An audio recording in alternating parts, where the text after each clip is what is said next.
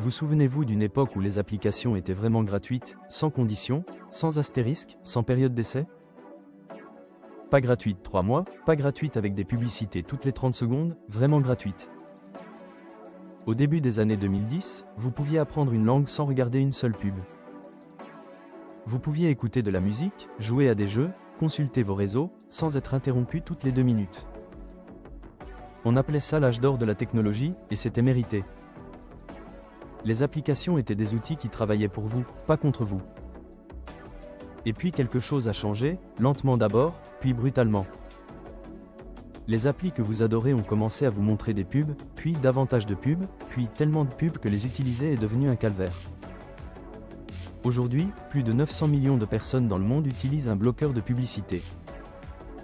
Ce n'est pas parce qu'ils détestent la publicité en soi, c'est parce que les plateformes ont délibérément rendu l'expérience insupportable, jusqu'à ce que payer pour en sortir devienne la seule issue. Voici l'histoire de la façon dont les applications les plus populaires du monde sont passées d'outils bien aimés à de véritables machines à publicité. Si ce genre d'enquête vous parle, abonnez-vous et activez la cloche, ça m'aide vraiment à continuer ce travail pour vous. Commençons par Duolingo, l'application qui avait promis une éducation gratuite pour tous. À ses débuts, Duolingo affichait clairement sa mission, rendre l'apprentissage des langues accessible à tout le monde, partout, gratuitement. Pendant un moment, cette promesse était tenue, vous pouviez apprendre l'espagnol, le français, l'allemand, sans débourser un centime. Il y avait des publicités, certes, mais espacées, tolérables, presque discrètes. L'application a explosé en popularité, des millions d'utilisateurs quotidiens, des étudiants, des professionnels, des retraités apprenant pour voyager. Duolingo est devenu synonyme d'éducation accessible. Et puis les publicités ont commencé à se multiplier. En 2022, Duolingo a introduit quelque chose de brutal, une pub après chaque leçon, sans exception. Une étude de classe centrale a fait le calcul, le cours complet de français compte 1260 leçons.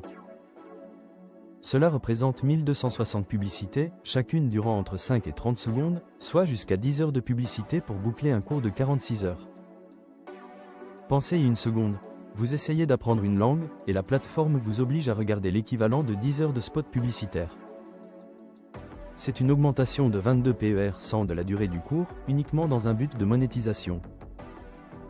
Les forums Reddit ont explosé, des centaines d'utilisateurs témoignant avoir mémorisé les slogans publicitaires à force de les voir en boucle. Beaucoup ont fini par souscrire un abonnement uniquement pour faire taire les interruptions, ce qui était précisément la stratégie de Duolingo. Mais il y a pire, Duolingo a commencé à mettre certaines fonctionnalités pédagogiques derrière un PAYWALL, des fonctions qui étaient gratuites auparavant. La fonction qui expliquait vos erreurs grammaticales et vous montrait les règles de grammaire est devenue une option premium uniquement. Un utilisateur a protesté. Comprendre pourquoi on se trompe et consulter les règles de grammaire, c'est pourtant la base de l'apprentissage d'une langue, non? Duolingo s'en moquait, si vous vouliez réellement comprendre vos erreurs, il fallait payer. À près de 13 € par mois ou 84 € par an, Super Duolingo s'est positionné comme une rançon éducative. Payez pour vraiment apprendre, ou subissez un flux publicitaire suffisant pour annuler tout bénéfice pédagogique. La gamification qui rendait Duolingo addictif au bon sens du terme, les séries, les classements, les badges, est devenue un levier psychologique au service de la monétisation. Des utilisateurs ont témoigné avoir supprimé l'application en pleine série active, abandonnant des semaines de progression, incapables de tolérer l'assaut publicitaire plus longtemps. La mission d'origine, une éducation libre et fun, pourrait aujourd'hui se résumer ainsi: payer ou regarder des pubs. L'application qui devait démocratiser l'éducation est devenue un simple service par abonnement tenant votre apprentissage en otage. Passons maintenant à Spotify, la plateforme qui promettait de vous donner accès à toute la musique du monde. À son lancement aux États-Unis en juillet 2011, le deal était simple, 6 mois gratuits avec publicité, puis une pub toutes les 4 à 7 chansons. Pour la plupart des gens, c'était raisonnable, écouter de la musique avec des interruptions occasionnelles semblait être un compromis acceptable. Mais dans les années 2020, quelque chose a changé dans les habitudes de diffusion des publicités. Les utilisateurs rapportent désormais des publicités après chaque 2 chansons, et pas une seule, 3 à 6 spots de 30 secondes en rafale. Vous terminez un morceau et vous vous retrouvez à écouter 90 secondes de publicité avant que la chanson suivante ne commence. Un utilisateur a publié ce témoignage glaçant. Dans les derniers mois, j'entends plus de pubs que de musique, 3 pubs pour chaque 2 chansons. Un autre a décrit avoir entendu la même publicité près de 50 fois au cours d'une seule journée de travail de 8 heures. 50 fois la même publicité, en une seule journée. Spotify a introduit une fonctionnalité permettant de regarder une publicité vidéo en échange de 30 minutes d'écoute sans interruption, sauf que cela ne fonctionne pas vraiment. Les utilisateurs regardent la publicité et, 2 chansons plus tard, d'autres pubs apparaissent quand même. Il y a aussi la manipulation du volume. Spotify diffuse ses publicités significativement plus fort que la musique. Vous écoutez une playlist calme à volume confortable, et soudain une publicité vous agresse les oreilles. La plateforme ignore aussi le bouton de désapprobation. Des utilisateurs signalent avoir marqué une publicité comme non pertinente des dizaines de fois sans aucun résultat, le même spot revenant en boucle. Le système n'est pas conçu pour améliorer votre expérience, il est conçu pour vous briser psychologiquement.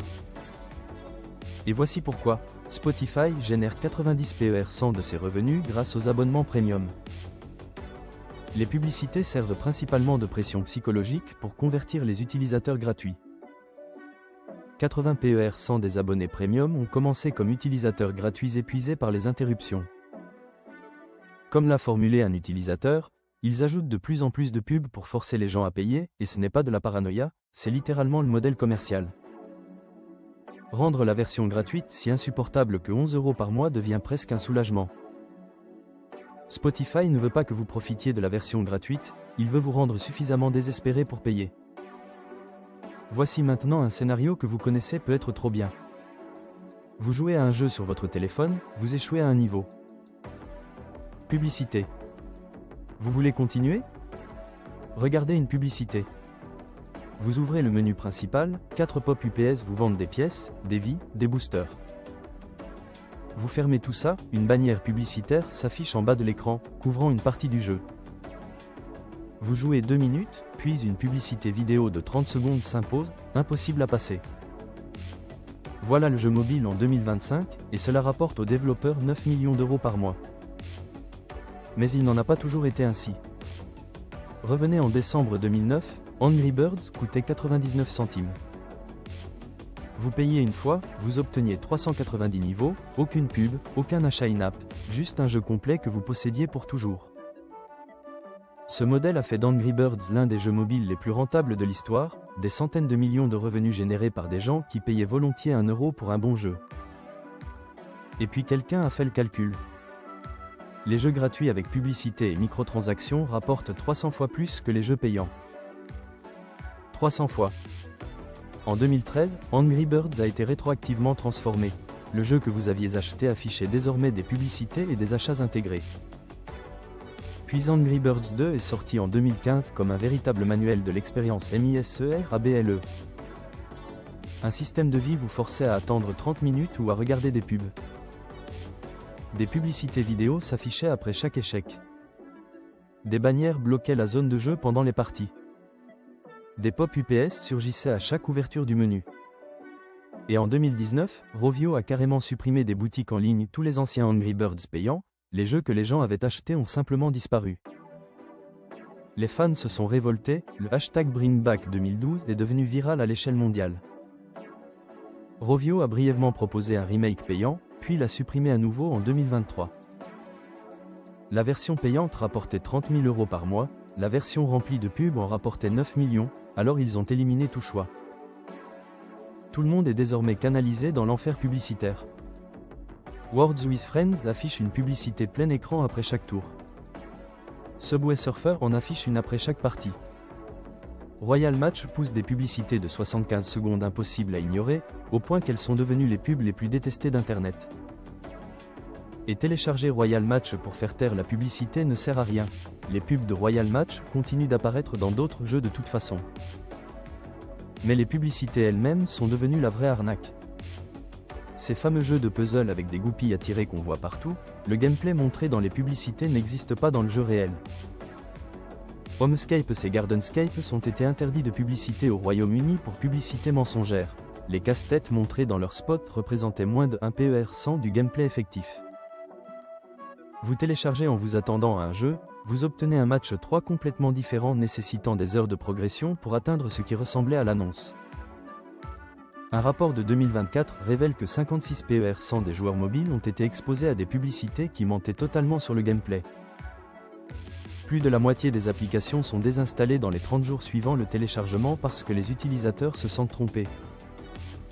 Le jeu mobile est passé de payer une fois pour posséder un jeu définitivement à télécharger gratuitement pour subir une punition sans fin.